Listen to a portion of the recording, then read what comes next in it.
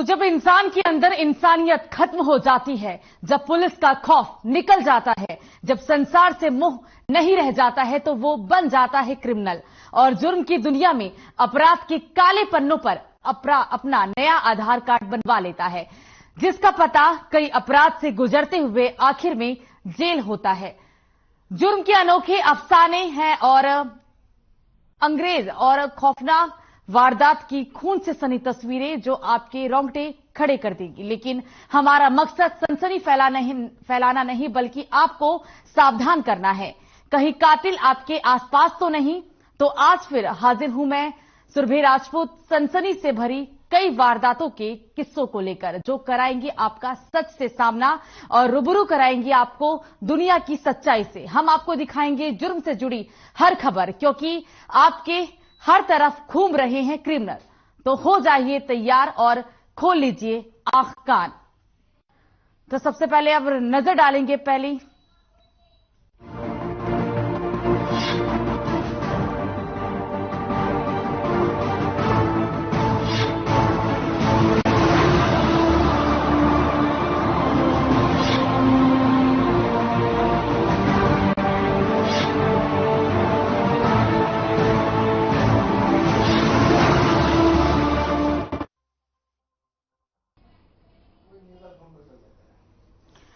तो हरियाणा के भिवानी में बदमाशों के हौसले बुलंद हैं। बदमाशों को पुलिस का कोई खौफ नहीं रह गया है। यहां हमलावरों ने 35 साल के एक व्यक्ति की तेज धारदार हथियार से हत्या कर दी और फरार हो गया। क्या है मामला, देखिए इस रिपोर्ट में।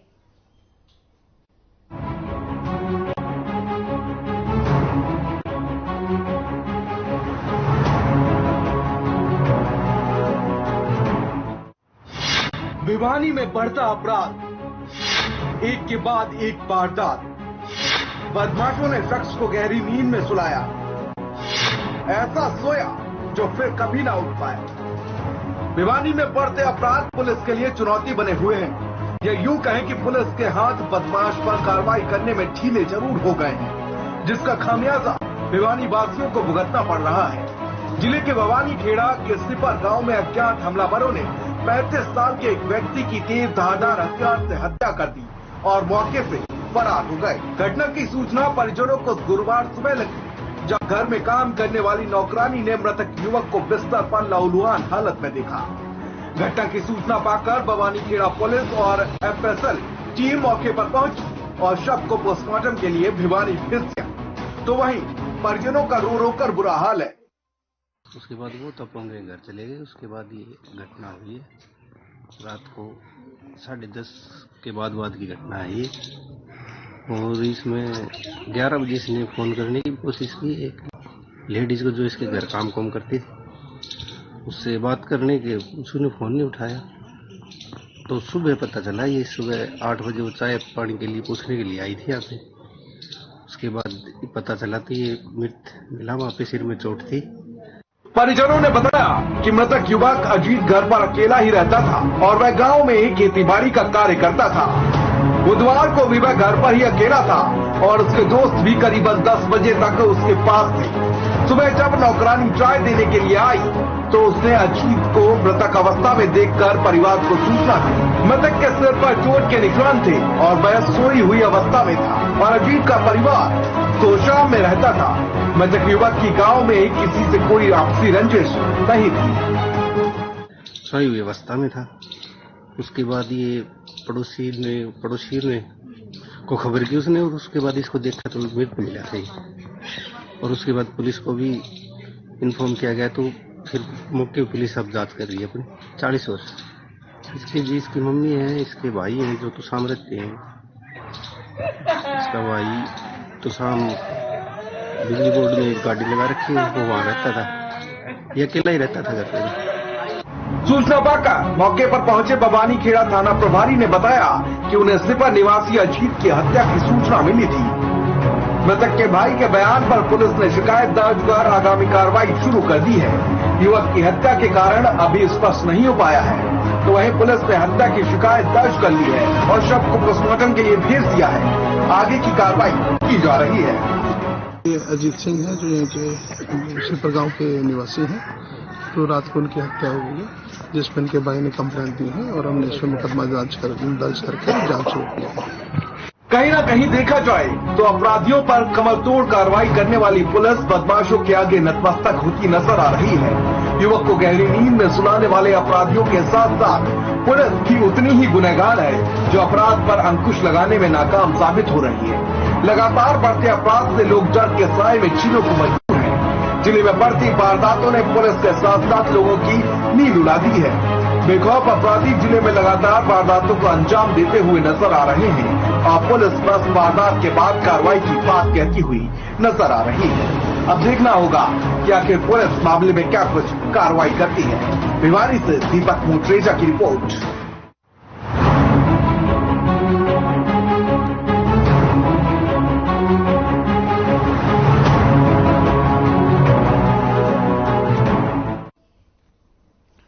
तो अंबाला सेंट्रल जेल में महिला बंदी को गोली लगने का मामला सामने आया था। महिला बंदी को गोली कैसे और कहां से लगी, इसको लेकर जिला पुलिस और जेल प्रशासन पूरी तरीके से चुप्पी साधे है।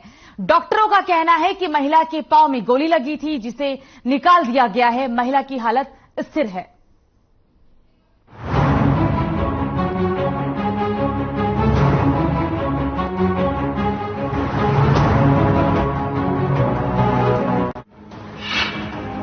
सेंट्रल जेल में चली गोली,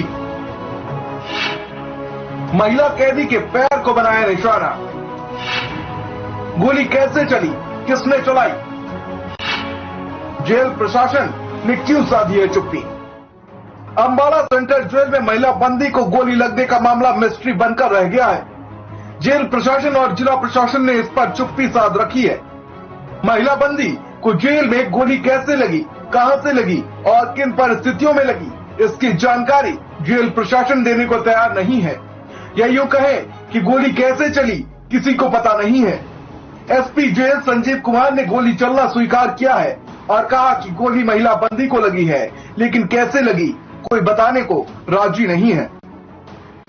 जिला पुलिस के पास एक सूचना प्राप्त हुई थी सिविल हॉस्पिटल अंबाला से कि एक रीटा नाम की लेडी जो कि एक रेप और एक्सटॉर्शन के केस के अंदर अंबाला जेल के अंदर बंद थी, वो उसको किसी चोट के कारण अंबाला सिविल हॉस्पिटल के अंदर दाखिल किया गया, जिसके मेडिकल एग्जामिनेशन के दौरान पता लगा कि उसको पैर में गोली लगी हुई है। इस इंसिडेंट के ऊपर बलदेव नगर पुलिस स्टेशन द्वारा एफआईआर लॉन्च करके तफ्तीश की जा रही है। महिला बंदी के पांव में गोली लगने का मामला अब तूल पकड़ता जा रहा है। गोली लगने के बाद कैदी को सिविल अस्पताल में भर्ती कराया गया है, जहां पर महिला बंदी का इलाज किया गया है। लेकिन गोली कैसे लगी, किसने चलाई, किसी को कुछ नहीं पता है। वहीं एसपी जेल संजीव कुमार ने फोन पर हुई बातचीत में स्वीकार किया कि गोली तो महिला बंदी को लगी है, लेकिन गोली जेल के किसी हथियार से नहीं चली है। 35 ईयर फीमेल, ये हमारे पास जेल से कुछ वहाँ जेल के जो पुलिस अधिकारी हैं वो लेके आए थे। तो उन्होंने हमारे को पहले बताया कि उनके पैर में एक लैसिडेटेड वुंड है, गिरने से चोट लग गई। तो हमने उनको उसी के अकॉर्डिंग ट्रीटमेंट किया और एमएलआर वगैरह काट दी। एक्सरे करवाया तो उसमें हमारे ऑर्थोपेडिशियन का जो एक्सपर्ट ओपिनियन था उसमें बुलेट शेप की कोई फॉरेन बॉडी, मेटेलिक बॉडी मिली है, तो वो उन्होंने निकाल दी थी और पैक करके उसको पुलिस को हैंडओवर कर दिया है। गोली लगने के बाद जेल प्रशासन और जिला पुलिस का जेल में चेकिंग अभियान जारी है। सूत्रों से मिली जानकारी के अनुसार गोली जेल के बाहर से चली है और किसी बड़ी बंदूक से ये गोली चली है। यदि नजदीक से चलाई जाती तो गोली पैर के आर पार हो जाती। फिलहाल महिला बंदी की हालत ठीक है और उसका इलाज चल रहा है। वहीं डॉक्टरों ने बताया कि महिला बंदी को लाया गया तो उन्हें ये नहीं बताया गया था कि महिला को गोली लगी है। उन्होंने बताया कि महिला बंदी गिरने से चोटिल हुई है। हम हर विषय से, हर एंगल से इस पूरी मैटर की गहनता से तफ्तीश कर रहे हैं। जो भी जेल के अंदर उस टाइप के मुलाजिम पोस्टेड थे और जो लेडी ओपन एयर के अंदर, बैरक के अंदर मौजूद थी, और उसके जो साथी वहां पे मौजूद थे उन सबको हम अनुसंधान के अंदर शामिल कर रहे हैं और साथ ही जो फोरेंसिक एग्जामिनेशन है हमारी सीन ऑफ क्राइम टीम है वो भी अपना काम कर रही है। इस मामले को लेकर एसपी ने कहा कि महिला जेल में बलात्कार और एक्सटॉर्शन के मामले में बंद है। महिला को गोली लगने की जांच की जा रही है। उन्होंने कहा scene of crime team jail में जांच कर रही है।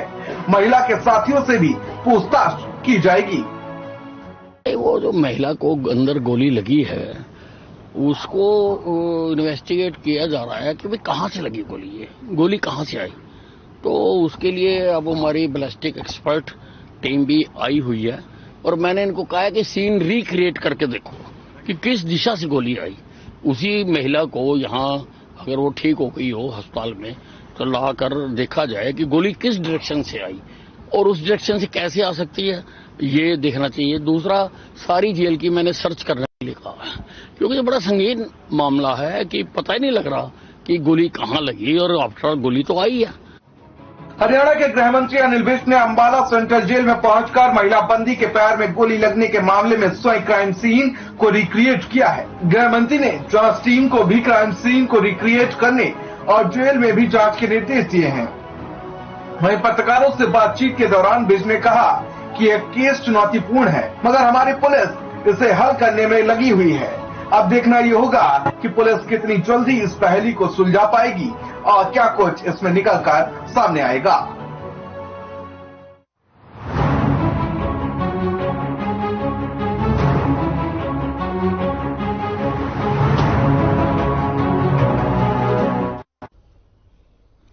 तो राजधानी दिल्ली से सटे फरीदाबाद में महिला से मारपीट करने का मामला सामने आया। यहां पड़ोसी दुकानदार ने महिला और उसके पति को बुरी तरह पीटा, जिसका वीडियो अब सोशल मीडिया पर वायरल हो रहा है।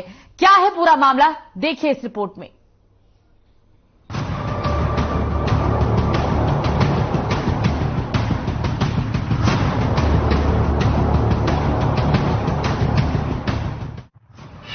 दुकान की लड़ाई मारपीट पर आई। पति को पीटा, महिला को बाल पकड़कर घसीटा। फरीदाबाद में मानवता हुई शर्मसार, महिला के साथ दुराचार। दुकानदार की दबंगई, क्या है वारदात की सच्चाई।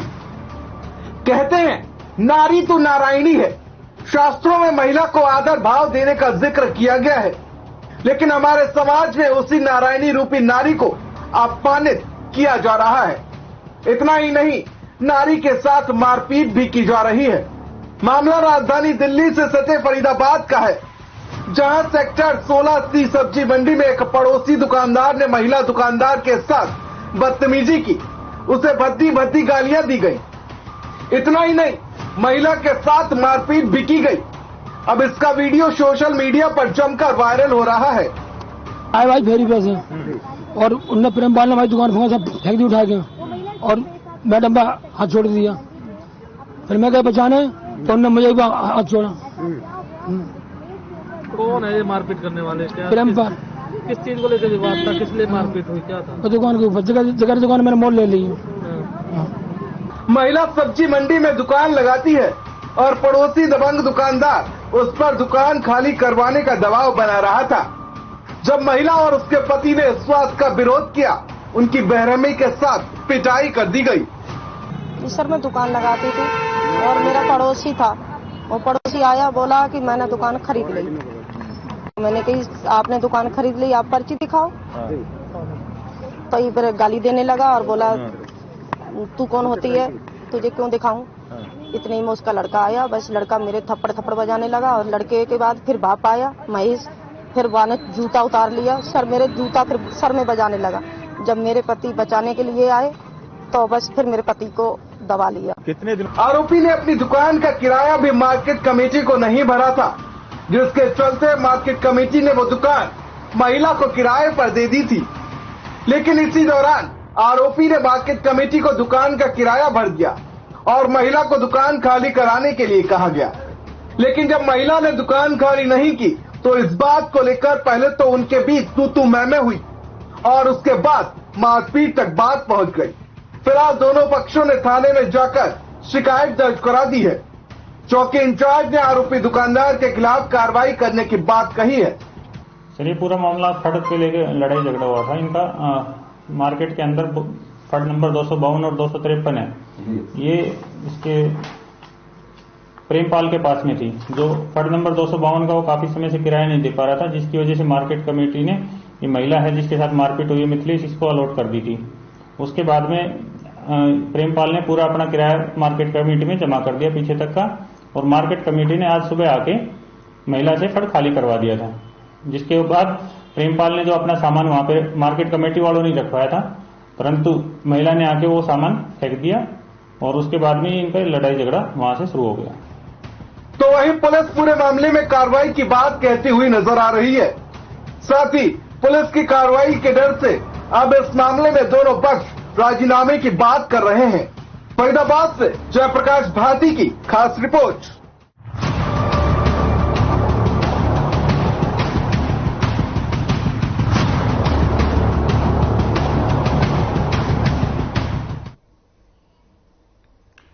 तो साइबर सिटी गुरुग्राम के शक्ति नगर की जहां प्रशासन ने गैंगस्टर बिंदर गुर्जर के साम्राज्य पर कार्रवाई की। अपराधियों पर नकेल कसने के लिए प्रशासन की तरफ से लगातार कार्रवाई जारी है। शनिवार सुबह प्रशासन ने एक और गैंगस्टर का साम्राज्य ध्वस्त कर दिया।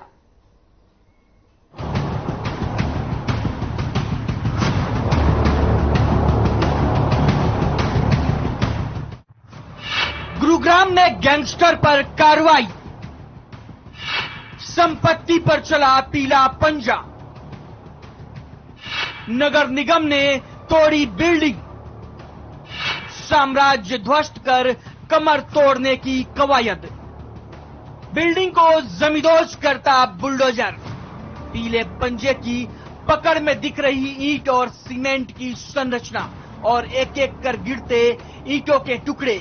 ये मंजर है साइबर सिटी गुरुग्राम के शक्ति नगर का, जहां प्रशासन ने गैंगस्टर बिंदर गुर्जर के साम्राज्य पर कार्रवाई की है।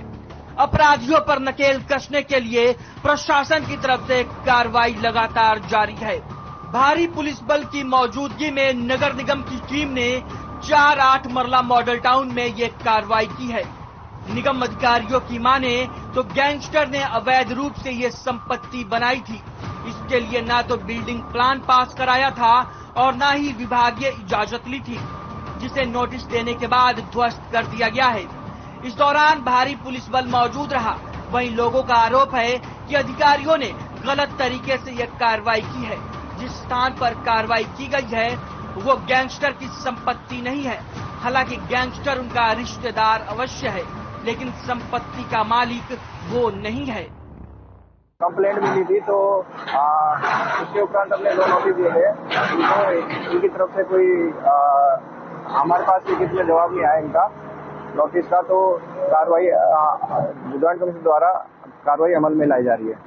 क्या कहेंगे गैंगस्टर की टोक के लिए क्या, या फिर क्या हमारे जो सब बराबर जो भी इलीगल स्ट्रक्चर होते हैं वो हमें डैमेज करने होते हैं। दरअसल जिला प्रशासन शक्ति नगर में स्थित एक संपत्ति पर कार्रवाई करने के लिए नोटिस दिया था।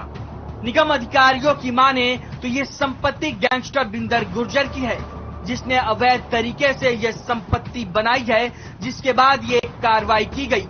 वहीं गैंगस्टर बिंदर गुर्जर के भतीजे सागर की माने तो उन्हें एक नोटिस दिया गया था, जिसके बाद निगम को जवाब भी दिया गया था। उसमें बताया गया था कि इस संपत्ति का बिंदर गुर्जर से कोई वास्ता नहीं है। हालांकि वो उनका चाचा जरूर है, लेकिन ये संपत्ति सागर और उसके पिता के नाम पर है। जी, जो भी कार्रवाई की गई है प्रशासन के द्वारा ये सारी सरासर नाजायज है। इस पे पहले नोटिफिकेशन दी गई हमें कि ये सरकारी जमीन अवैध है, जिसपे हमने डेरी की हुई है। मैंने अपने लीगल डॉक्यूमेंट इनको प्रोवाइड करवाए, जिसमें ये कह रहे हैं कि ठीक है आपकी प्रॉपर्टी आपकी है, और इस पे से डेरी हटाई। हमने डेरी हटा दी, उसके बावजूद इसको सील कर दिया गया प्रशासन के द्वारा।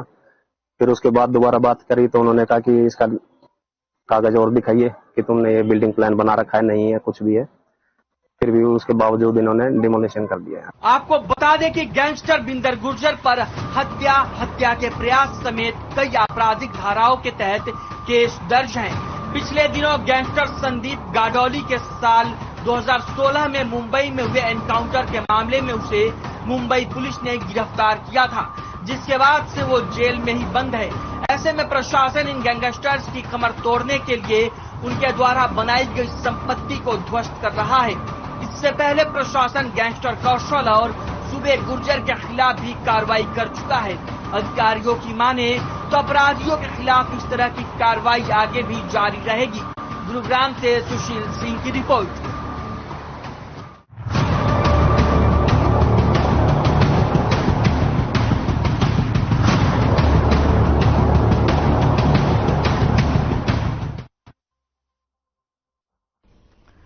तो रेवाड़ी पुलिस ने ऐसे शातिर बदमाशों को गिरफ्तार किया जो फिरौती और रंगदारी के लिए व्यापारियों में खौफ पैदा करना चाहते थे, लेकिन इनकी बदकिस्मती समझिए कि इनका शौक पुलिस ने पूरी तरह से उतार दिया है। क्या है पूरा मामला, हमारे इस खास पेशकश में देखिए।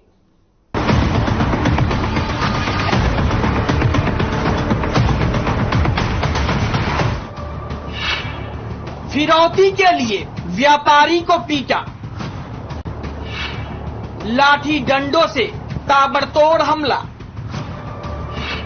खौफ पैदा कर पैसे वसूलने की कोशिश, अब कानून की गिरफ्त में गला। पुलिस की गिरफ्त में खड़े इन लोगों को देखिए, इनको फिरौती और रंगदारी वसूलने का शौक चढ़ा था, जिसके लिए वो लोगों में, व्यापारियों में खौफ पैदा करना चाहते थे। इनकी इसी शौक या यूं कहें सगल का शिकार एक फल व्यापारी बन गया और ये लोग उस पर जानवरों की तरह टूट पड़े।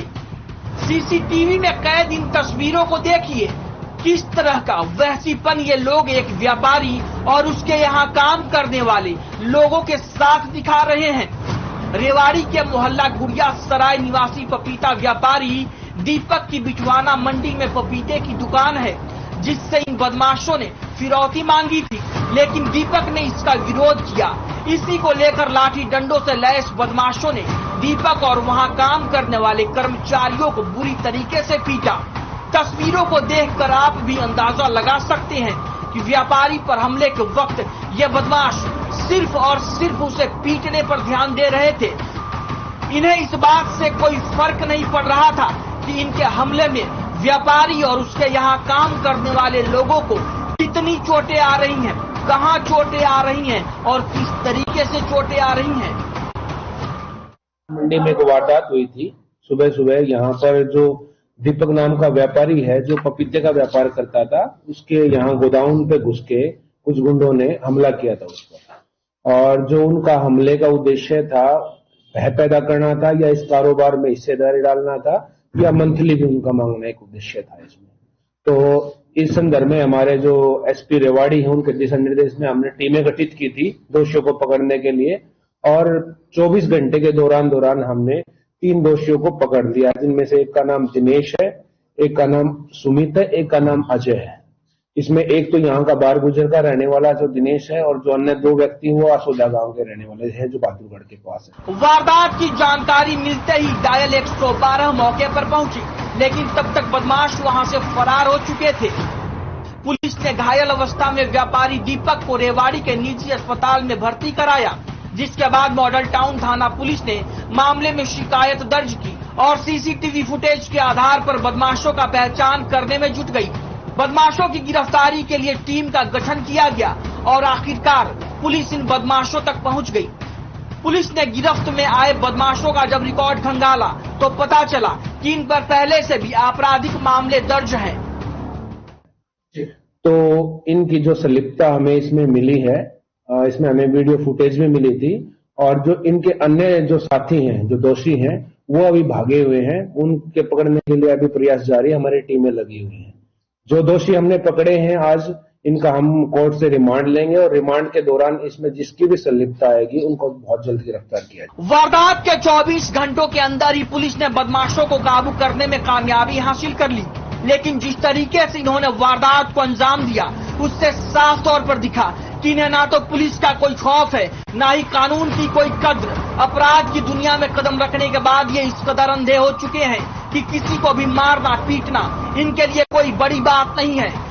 तभी तो व्यापारी पर ये इस कदर टूट पड़े जैसे कोई इंसान ना हो, फिलहाल पुलिस ने बदमाशों को गिरफ्तार तो कर लिया है, लेकिन अब देखने वाली बात यह होगी कि पुलिस इनके और साथियों तक कब तक पहुंच पाती है और पीड़ित व्यापारी को कब तक न्याय मिल पाता है। रेवाड़ी से चैन सिंह की रिपोर्ट।